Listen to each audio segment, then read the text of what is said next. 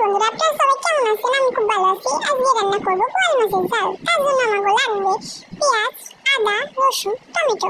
আর বোয়াল মাছে লবণ হলুদ একটু কাঁচা তেল মরিচ লাগিয়ে ভাজবেন। আর এর মধ্যে মিক্সির মধ্যে নিয়ে নেবেন আদা, কিছুটা নেবেন রসুন, কিছুটা কুচানো পেঁয়াজ। যে যেমন ঝাল খাইবেন সেই সময় ঝাল দেবেন। আমরা মোটামুটি ঝাল খাই, তার জন্য কিছুটা শুকনো লঙ্কা, কিছুটা পাকা লঙ্কা। এর মধ্যে দিয়ে দেবো কিছুটা টক দই। তার মধ্যে আমি দিয়ে দেবো একে একে কিছুটা গুঁড়া মশলা, যেমন ধরুন জিরে গুঁড়া,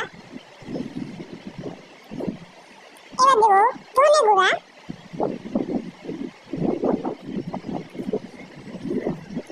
দিয়ে দেবো অল্প করে শুকনো লঙ্কা। এবার একটা সুন্দর করে মিক্সিতে পেস্ট করে বানাই নিছি। কি সুন্দর হয়েছে দেখেন। মাছগুলো ভাজে নিছি, কড়াইয়ে তেল গরম কইরা একদম সুন্দর করে গরম হইবে, যেন কাঁচা তেলের গন্ধ না থাকে। এবার দিয়ে দেবো গোটা গরম মশলা ফোড়ন আর দুটো তেজপাতা ফোড়ন। একটু গোটা নাড়া করে নেবেন। গরম মশলাগুলো সুন্দর লাল লাল হলে কুচানো পেঁয়াজ দিয়ে দিবেন, দিয়ে সুন্দর করে লাল লাল করে নেবেন। পেঁয়াজগুলো লাল লাল হয়ে গেলে তার মধ্যে দিয়ে দেবেন মশলা, গোটা নাড়া করে নেবেন। এবার মশলার মধ্যে মশলা দেওয়া জলটাও দিয়ে দিবেন। গরিব মানুষ তো কিছু ফেলাবেন না, দিয়ে দিবেন এর মধ্যে কিছুটা টমেটো, এর মধ্যে দিয়ে দেবেন হলুদ, আর যতটা পরিমাণ লবণ লাগে আপনাদের ততটাই দিবেন।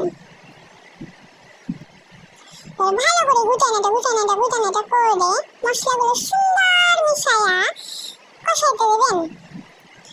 সুন্দর লাল লাল লাল লাল লাল লাল ঝোল ঝাল হয়ে গেলে ভালো করে যতক্ষণ না কষানো মনের মতন করে কষানো হচ্ছে ততক্ষণ ভালো করে কষায় যান। এরকম সুন্দর তেল তেল তেল তেল হয়ে গেলে এবার আবারও নাড়তে থাকেন।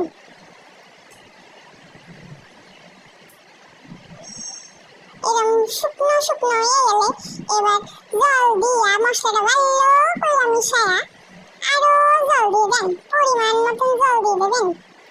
এবার জলটা ফুটে গেলে মাছগুলো দিয়ে দেবেন। যে যেমন জল খাবেন তেমন চাইও জল দেবেন।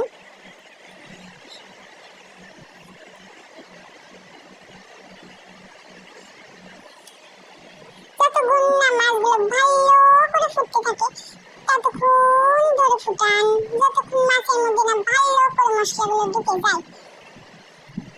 এমন সুন্দর শুকনো শুকনো শুকনো শুকনো যখন হয়ে যাবে তখন বোয়াল মাছটা নামিয়ে নেন। আর এর মধ্যে একটু ঘি আর গুঁড়ো গরম মশলা ছড়ায়া গুটানাটা করে নামাই নেবেন। দেখেন কত সুন্দর রান্না করছি।